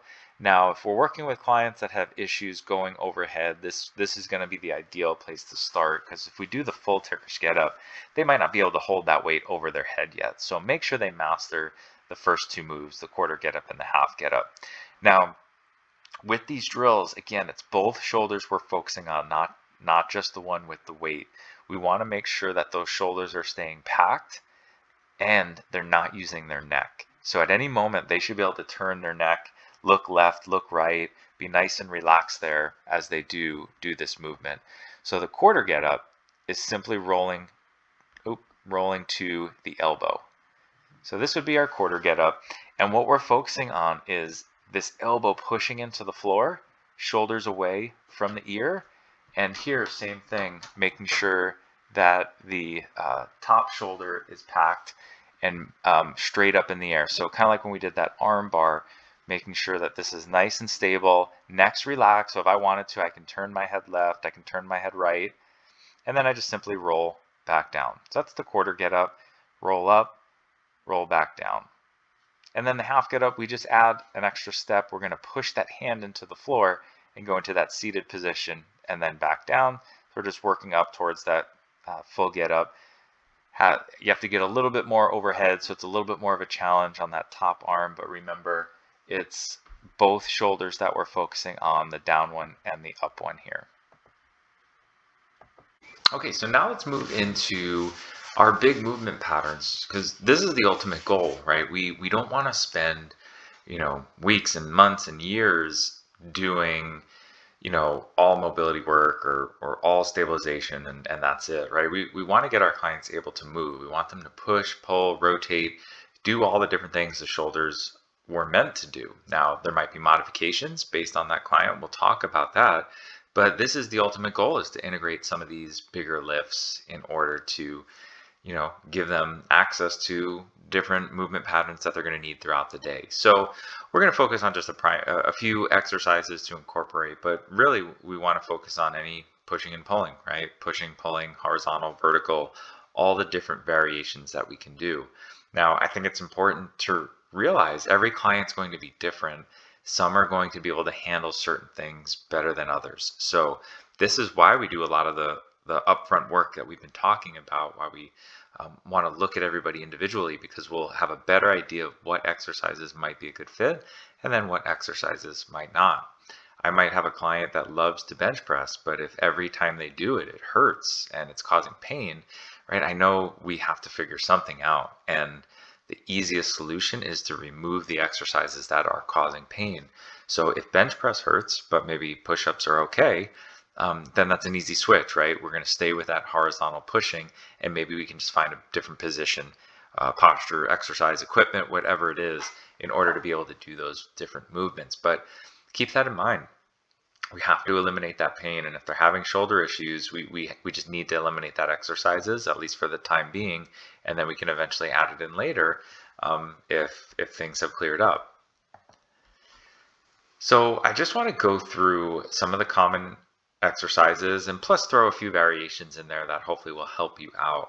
Now, we're going to start with the bench press. It's that big lift, and a lot of people just love this exercise and they really want to do it.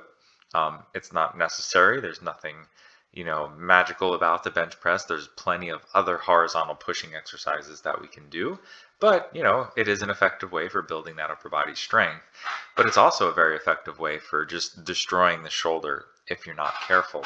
So if we're going to do this exercise, we should set our clients up to succeed, put them in good positions, and eliminate or reduce as many risks as possible. So one big thing with the bench press is the hand position. So keep in mind, the more we change hand positions, it could help or hurt that person. So one of the big issues is when we go really wide grip bench press, when the hands are too wide, if you have some shoulder tightness, like maybe the pecs or anterior delts don't have good range of motion, they run out of room and they can't move the joint anymore properly. And when that happens, the body's going to compensate. And how it does that, it kind of rolls those shoulders forward. We're going to lose stability. We lose that packed shoulder. And now they're putting tremendous amount of pressure on the anterior side of that shoulder capsule. So you'll see a lot of people kind of do bench press and then they rub those shoulders, especially on the front side, because they're getting into a position they shouldn't be in. And a wide grip will often do that. So try and keep hand spacing within or approximately 1.5 times biacromial width. So that's actually based off research that looked at different hand positions and what seemed to cause the least amount of force on the shoulder joint. They found that 1.5 times biacromial width was the best place to go. Yes, there are variations, but if we're just looking at a safe environment to put our clients in and still do this exercise, this is probably the best position. Now you can measure that, right? So you can go from acromion to acromion and measure that little notch on top of your shoulder from one side to the other, multiply it by 1.5, and then mark it off on the bar, and you're good to go. That's probably not necessary, right? It's saying 1.5 times shoulder width essentially, which is slightly wider than shoulder width is going to be probably our most ideal position. The other big mistake we see is raising those elbows too high, where we go into too much abduction and the elbows are kind of straight out to the side, so the body's like a T. We want to make sure we abduct the shoulders no more than 65 degrees. So we see a nice picture here of what that would look like. So the forearms are staying vertical, and we can see the elbows, they're not pressed up against the side by the ribs, but they're not out like at a 90-degree angle. So we're kind of right in that sweet spot there. This is going to be a much better position for that shoulder to move in. A lot of times when those elbows are straight out to the side, we go through a lot of internal rotation, and again, we see that shoulder joint just kind of roll forward. Now we're going to adduct the scapula, so it's a good idea to kind of pull those shoulder blades together while we're laying on the bench. One big disadvantage of the bench press or any of these exercises where we're laying on the floor, it's a lot harder for the scapula to move. And with a lot of our pushing and pulling, we do want some scapula movement in there. As we lower it down, honestly, if the elbows are in a good spot, if we abduct the shoulders properly, the bar, you really can't mess this up, but the bar should end up in the lower portion of the chest, just below that sternum. And then obviously we're not bouncing and doing anything like that. Does it need to touch the chest? That all depends on the client's range of motion. Some clients may be able to touch that chest and some should not, because they just can't maintain that good packed shoulder alignment. So we should be cutting it short a little bit. And then obviously watch out for fatigue. I know people want to load up the bar and put a lot of weight on here, but at what cost? So we're not bouncing, we're not losing form, we're not losing position. We're keeping everything engaged while we're pressing. Now, this is probably the smartest thing we can do if we're going to be doing some type of bench press, whether it's barbell, even dumbbell.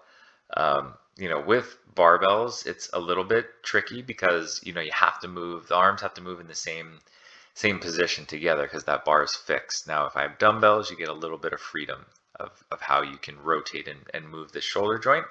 But either way, it's probably a good idea to limit that range of motion because most things go wrong at end range.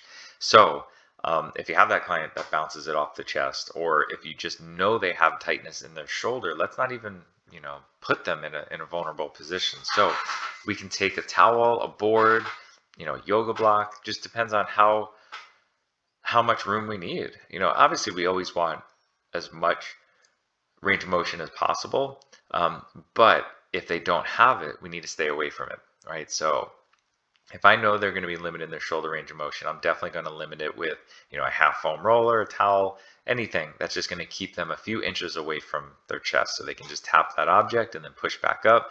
So we're just allowing for a little bit of a buffer zone there. Racked presses and floor presses work great because, you can't mess up. Sometimes, using a towel, they can kind of squish that towel and still get all the way down to their chest. But if you're on the floor, right, the elbows are going to hit the floor. You can't get any lower than that. Or if you have the safety set up in a squat rack, you're going to hit that point. You don't have to go. But recommending about 2 inches, but really it's going to depend on each person's range of motion. If you, and here's how you watch that shoulder joint. So as they're lowering down, don't watch that bar, watch what they're doing at the shoulder. And if you see all of a sudden they lose that nice position that they started in, then we know they're going through too much range of motion and we're going to have to limit it there. Changing the angle might be a good option too. Slight inclines. Now, we have to be careful if they do have shoulder issues, especially if it's tightness or potentially pain. The closer we get to overhead, the more potential risk we have for things going wrong. So slight inclines is probably going to be better than our traditional incline. But again, you can play around with it. The nice thing with a lot of these benches, you can slowly work your way up. So we're not going through, too much range of motion, putting too much stress on the shoulder. So slight inclines, declines. Again, doesn't have to be anything major, but creating these variations, especially if they're used to doing one type of press over and over again, we're giving the joint a little bit of a break with some of those lifts and just creating some slight variations there. And changing the grips, I mentioned the barbell. With the barbell grip, it can be too much for some people. So play around with it. You might notice that, dumbbells, they're fine, but barbells seem to cause issues. Or, even dumbbells, if they keep a neutral grip versus a pronated grip, it's more comfortable and they can push better that way. So you can try different things. They have, Swiss bars like we see in the picture here. It's basically just a bunch of different angles that they can press at, neutral grip bars. There's, all sorts of different things. Close grips. So now close grip, just like wide grip, you do have to pay attention. A lot of times we see with that close grip, some compensations come up where they try and kind of roll those shoulders forward. So it could be a good option as long as they can maintain that good position. But again, just create some variety. If they're kind of always used to doing the same thing, let's see if we can change that up and if that gives the shoulder a little break as well. Before I get into our cable and band pressing, I don't believe we have pictures or videos of push-ups, but push-ups are going to follow very similar guidelines that we did with our bench press, from hand position to you're going to get a little more shoulder movement. We get some good adduction, abduction of the scapula. So we're going to see a lot of similarities there, but no, push-ups might be a great option. And just like with the bench press, create variation. One thing, if they complain about maybe pain with, push-ups from the floor, I know it's obvious, but go to an incline. And if pain goes away just by making it an easier regression of that exercise, I think you're onto something there, right? It's just showing that that joint can't handle that much load, or they're just compensating too much when they get into that position. So, make it easier and they can still get that movement in there. Our presses from a standing position, I think, are a great place to go. It's obviously going to be much more functional. We're going to get more core engagement. And like I mentioned, when we're laying on top of something, we don't get a great opportunity to move the scapula. Remember, the glenohumeral joint and the scapula like to work together. And when you're laying down on the floor or laying down on a bench, it makes that much more difficult. So incorporating band and cable presses is a great way to allow better movement. And I do like this kind of reaching. It's, both arms working together. We see so many movements with this, reciprocal pattern of the arms and the shoulders. So why not work it into some of your presses? So we get one arm kind of pulling, one arm pressing, and you can see really all the movements occurring in the upper body. That lower body is locked in and stabilized, the core is engaged, and we just have some slight rotation of the T-spine as we're adding our press with the cable.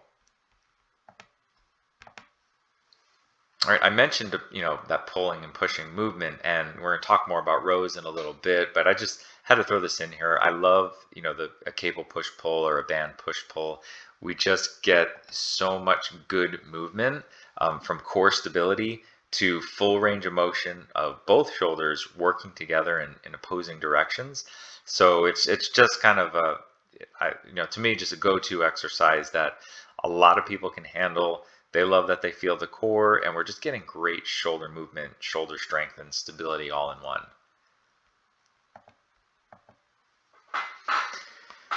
Okay, so those, a couple of our horizontal pushing. Now, as we go vertical, one thing we have to ask is, should this client be pressing overhead? And for many clients, the answer is going to be no. We have to have some guidelines, right? I don't think everybody should just automatically press overhead, and we might say, that they have to reach their arms overhead and grab things from shelves and things like that, and that's very true. But are they loading up and then pushing up and down multiple times, right? So there's one thing just reaching up and grabbing something versus having to lift it over your head repeatedly multiple times a week. That adds a lot more stress to that shoulder joint. So we want to make sure they earn the right to overhead press. So we're just going to test it out real quick. And here's a really simple drill you can do. We want to know, can you get your arms overhead, right? If you're going to be doing overhead pressing, you need that 180 degrees of active range of motion in the shoulder joints. So you should be able to get the arm straight up overhead.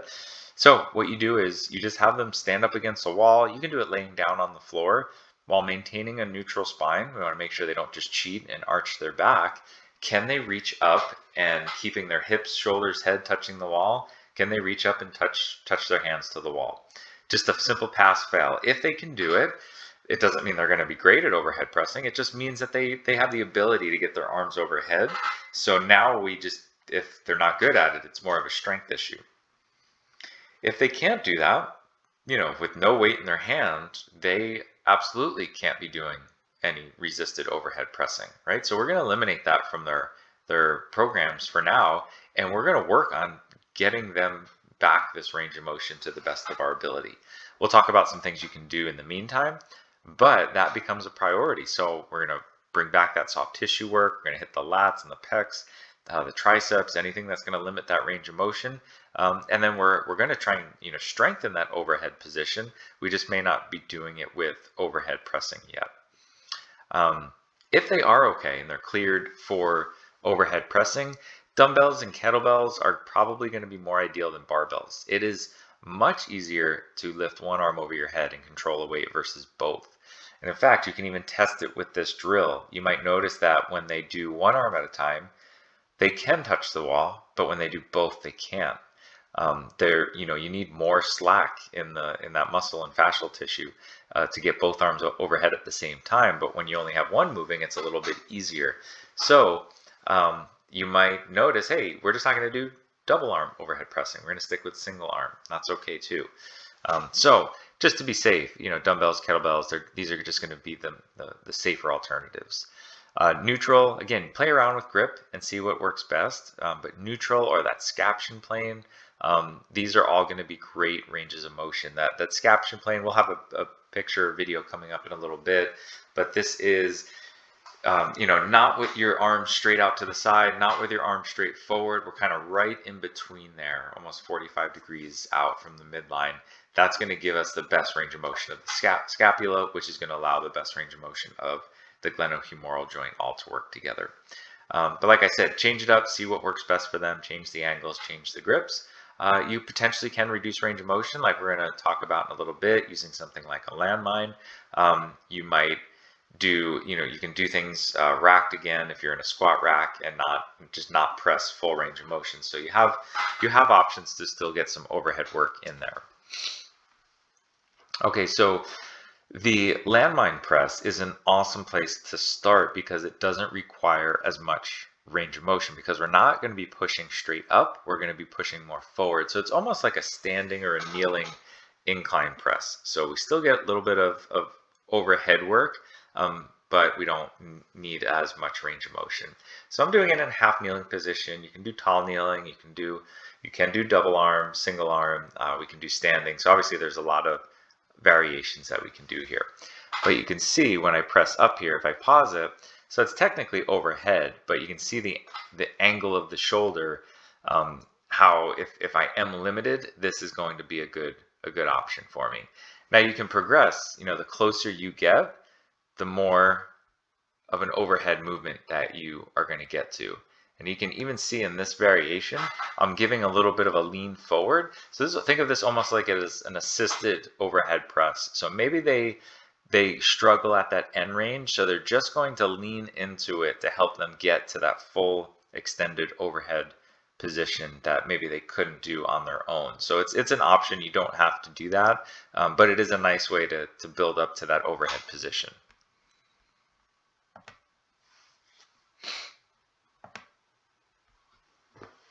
Okay, I mentioned the scaption raise, so staying within the scaption plane of motion. Again, just a nice, safe alternative. Maybe they're not ready to go overhead, but we still want to get some shoulder work in. So this is, so the scaption plane, elevation of the glenohumeral joint in the plane of the scapula. So again, it's just making it a little bit easier for the scapula to move. It's approximately 30 degrees of horizontal adduction from the frontal plane. So just moving in slightly. We'll see a nice video here of what that range of motion looks like. You can see I am going slightly higher than my shoulder. Obviously everyone's range of motion will be a little bit different, but to get some of these scapula stabilizing muscles to really work, like the serratus anterior, you do need to hit about 120 degrees or so. So we do want to get slightly over the shoulder unless that causes compensations or problems at all. But we do get some great work, the better balance with the upper and lower traps, the serratus, like I mentioned, and supraspinatus as well.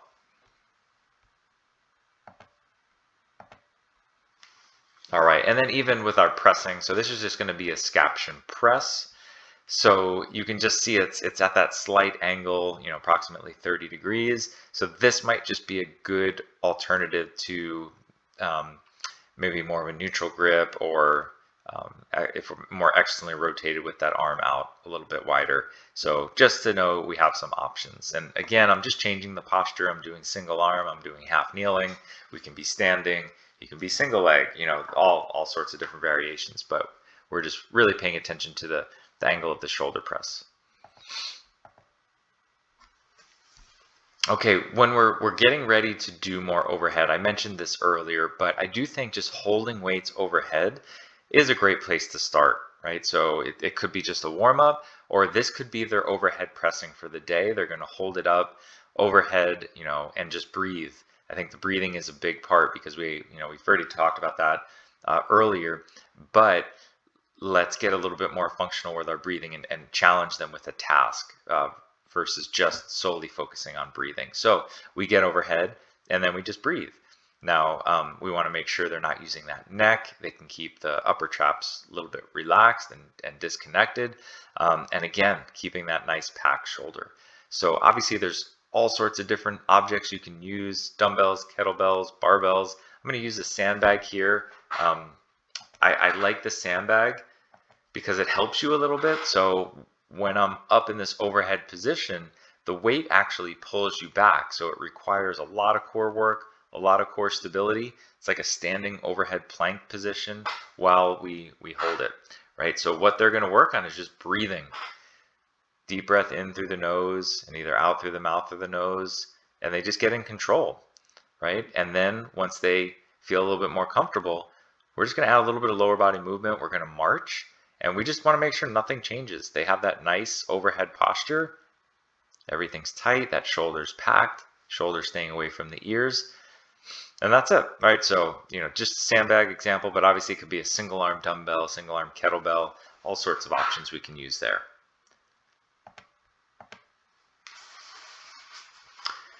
Okay, one of the big problems with when people go overhead is they kind of let everything fall apart and they really lose that stability. So the body, like I mentioned, is a great compensator.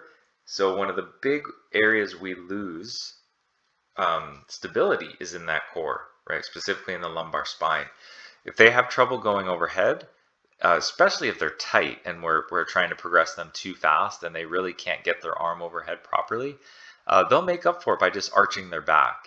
And it'll look like their arms overhead, but really when you look closer, you can see they're just putting all of the movement in their lumbar spine, and that's not a great position to be in.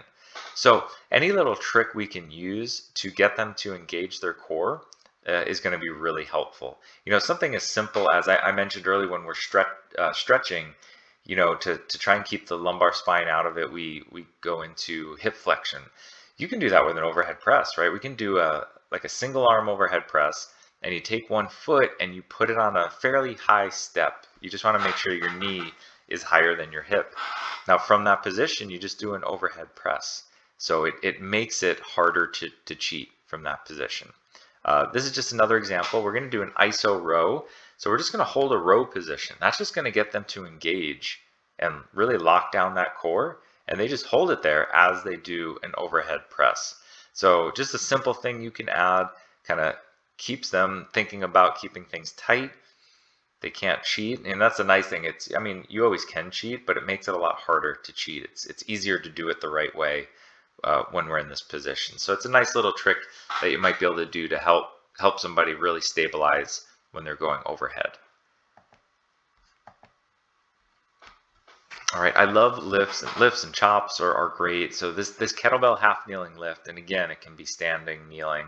There's all sorts of variations we can do. But I love this one because we have so much going on. We get some great core work, core stability. We're in a narrow stance, so that's why we're using the balance beam to challenge that stability a little bit. You can widen it if it's too much of a challenge. But we're going to add in a PNF pattern. So we're going to go from low to high, lifting that kettlebell across the body. And we get great, all three planes of movement are active here. We get, like you can see me almost falling over there, some great stability. We have a little bit of thoracic rotation as we go. And then we have internal, external rotation of the shoulder, as well as flexion and extension. So I just think it's such a cool exercise. You get so much out of this. And you can see we're not really pressing overhead. It is overhead, but not straight overhead. It's almost like that landmine press where it's at a slight angle. So if you have a client that can't really go straight up overhead, they push out in front of them. So they're still getting that pushing pattern and really getting a lot of work for that shoulder while staying out of a high risk position. Okay, so let's move on to our pulling exercises. So we have our rows, pull downs, chin ups, things like that. With our rows, it's honestly it's just a push flipped over, right? So a lot of the things we talked about with our horizontal pushing and vertical pushing we can apply to our pulling exercises. Think about on the bench press, one of the main things I talked about was watching range of motion. If the elbows drop too far down, a lot of people lose that optimal shoulder positioning. Same exact thing happens in a row. We see people really drive into extension. They really pull that elbow behind them. And if you look, what happens is the elbow goes up. We see the head of the humerus drive forward. And again, it puts a lot of pressure on the anterior side of that capsule. So not a good position. So keep end range of motion less than 15 degrees of extension to minimize that strain on the anterior capsule. So I usually just say, really get your elbow in line with your back. That's pretty much all you really need. You can go slightly past that like we see in the picture here. But again, if I just want to keep it safe, as soon as that elbow is lined up with the body, that's all we need. I know sometimes we want to really work on reaching further back to get a better squeeze, but you should be able to retract the scapula and the shoulder without that excessive extension there. Right, internal rotation. So we just have to be careful. A lot of times if we're internally rotated and we drive that elbow up, or if the elbow is out to the side too much, that can cause some issues as well. So I think neutral grip is just a good way to go. I do like to add rotation, where we can add external rotation as we're pulling, and then internal rotation as we're going back down. Typically, so this is maintain adducted scapula when a dysfunction is present. This is really only if they're going through too much protraction, or they're really having a hard time adducting when they row. But ideally, you know, we don't want to maintain anything. We want the scapula moving the whole time. So as I'm reaching towards the floor, we're feeling the scapula slide along the rib cage, and then as I row and pull, we're feeling it slide back together again. So that's one of the big things that most miss out on, is they lock their scapula in place, and we want to make sure that there's good movement there. So I kind of touched on a lot of these already. So some of the big issues that we'll see here, we have rhomboid dominance. So you can see I'm kind of pulling that scapula back and I'm not letting it go, right? And this is essentially turning it into a bicep dominant exercise where all you're really doing is like a bicep curl, bent forward. We want to see that movement of the scapula there. Okay, here we have some torso rotation. So there's nothing wrong. Let me back up and do that one again. You can add a rotation to a row, but is that what you asked for? Right? I think that's a progression that you'll get to. Most people are just using it to lift a weight that they're probably not strong enough to lift, right? So we want to make sure that they're not turning the body. If I pause it, oh, let me back up a little bit. So we can see here, if I pause it, my knees are twisted, right? I've turned the hips. I'm moving a lot of different pieces of my body that I really don't need to move during a row, right? We want to see some good core stability. When I get a client into a good row position for the first time, they all say the same thing. They're all like, oh my God, I can't believe how much I'm feeling my core right now. And it's like, yep, you got it. You're doing it right now. So we want to make sure they understand how to brace that core, stabilize as they're doing the row. And then our final compensation is going to be too much extension. So really what we see with this one, the first thing we'll see is that head come up. Let me back up. There it is. Okay, so we see an increased curve of the spine, right? Where they're arching their back excessively, they're lifting their head up, and now we're putting all the pressure on the lower back and the cervical spine. So we want to make sure that we're keeping a nice neutral spine. So here are the last couple reps. We're going to fix it all. So I'm going to look down, keep that spine neutral. Oh, I'm sorry. There's one more bad one that I forgot. So this is what I was talking about early. Really driving that elbow back, and then you see the head of the humerus rounding forward. So we're losing that optimal position here. Okay, here we're going to see a good one. I was jumping ahead a little bit. So some of the cues that you want to think about. Obviously, I want a nice neutral spine. We want to see good scapula movement. One of the big things that I love to cue is up on the toes, right? You can see my heels are off the ground because that's going to make them press their hand into the bench or box or whatever they're on. Remember we were talking about the crawling and some of those other exercises? This is not a one-arm exercise. It's a one-arm row, but the other arm is 100% active. It is stabilizing that other shoulder, right? That's where I'm getting my stability from, so I can even do this exercise. So if you see their hips turning all over the place and their knees moving, it means they're not getting good stability. So you might want to cue them to push that hand into the bench a little bit more, right? Keep the knees aligned so you can see they're just pointing straight ahead, kind of like a squat. When you see them, the knees start to turn, where it travel it up, it's going to go to the hips, the lumbar spine, and all places we don't want to see. We want full protraction, so make sure we see the scapula moving. So it's not just the elbow coming up, my whole shoulder is pulling back. And then finally, just we'll pay attention to how high that elbow is coming. Slightly past the torso or in line the torso is going to be plenty. Face pulls, using the cables or TRX or suspension trainers are going to be great. This one, just watch loading. It's different than a normal row. We're getting a lot more external rotation and scapula stabilization here. So it's just like it sounds, we're pulling that cable towards the face. We should finish almost like we're flexing, kind of like a W position, pulling that rope right to the nose. Just make sure as they go, they're not reaching their nose to the cable or the rope. They're, pulling the rope to their nose. A lot of times we see that forward head posture if we're not careful. Here we're basically doing the same thing, getting kind of almost like that W raise where we're really getting some great external rotation with our rowing movement. Okay, I've already talked about the push-pull. What if we just put a little spin on it and do a vertical push-pull? Another great option. Again, get the arms to move in that reciprocal pattern, because that's what we see in everyday life. We reach, we pull, we're holding on to a bag or a child as we have to reach for something. These are positions that we're just in everyday life. So we're going to challenge the shoulder in all these different angles. So obviously making sure they can go overhead with pushing and pulling before we do something like this.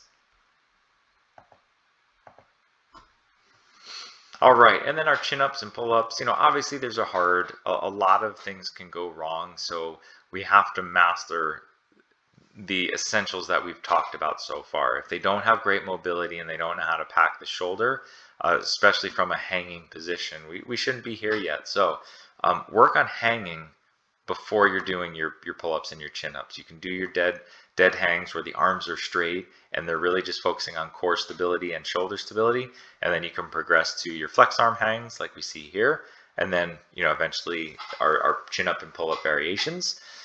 Both are good, they're just different. Chin-ups tend to be easier for most people, so it's a better place to probably start and then progress to pull-ups. Some pros and cons: we do have less risk of impingement when we're doing chin-ups. We do get more bicep recruitment.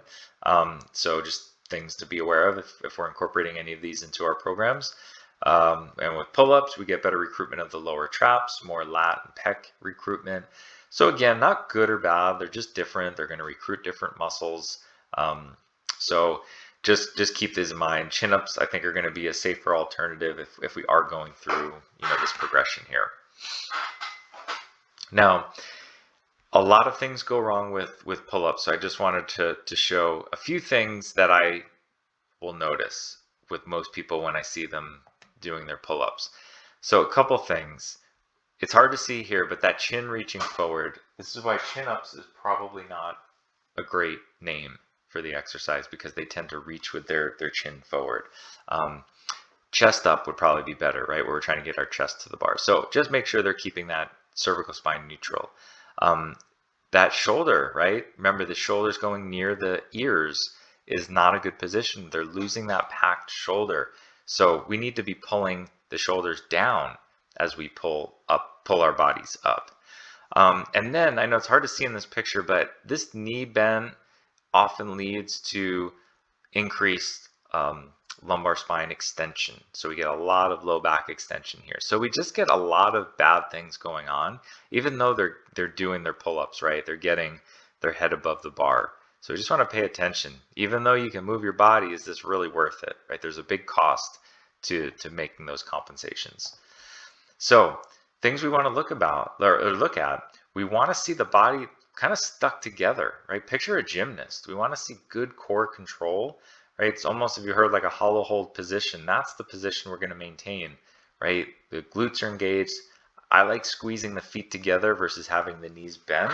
I just think it's way better core recruitment than bending the knees and arching the back. And then again, not reaching the chin forward and keeping that packed shouldered at the top and at the bottom. So don't turn into that turtle. Make sure we have a nice long neck the entire time. All right, and for most people, pull-ups and chin-ups might not be an option. Obviously there's bands and ways to assist it, but they may be sticking more with our cable pull downs and inverted pull-ups or inverted rows. So we'll be doing more of horizontal pulling. It's going to be way less strain on the shoulder. So this is always a nice option, whether it's on a Smith machine, and lowering the bar down, or on our TRX or suspension system. All are going to be great options. Okay, cueing always comes in handy. So they may have the mobility and strength to do an exercise. They may not understand what you're asking them to do, and using anatomy doesn't typically help. So these are just some cues that might be helpful. These a great resource for you. If you've ever heard Nick Winkelman, he has a ton of great cues and wrote a book, actually, The Language of Coaching, on great ways to cue different exercises. So another great resource that you can check out. But here are just a few examples. So with pressing, if we're trying to get them to get better core stability, you probably used this cue before, brace, like you're being punched in the stomach. So we want to give them cues that they can picture in their head and imagine. Just saying like squeeze your abs is hard to imagine. It's hard. It's not a good task to try and accomplish. We want to give them something they can, a task, like I said, to imagine they're doing, right? Like the next one. Let's say I'm doing a chest press and I want to get them a little bit more active on the lowering phase of the press. Like you have that client that just drops the bar on their chest. This might be a better way to cue it. We want to drive your elbows down like compressing a spring, right? So you're laying on the bench and there's these two big springs underneath your elbows. You have to push them into the ground. So it almost turns it into like a row, right? So, and again, we push, we pull. So that's a great way to incorporate better control on the eccentric phase. Maybe I'm doing a push-up, using the cue, screw your hands into the floor. We get some great external rotation and it really drives that stability up into the shoulder. So if you have that client that kind of loses their packed shoulder, they internally rotate around the shoulders forward, that might be a great cue there.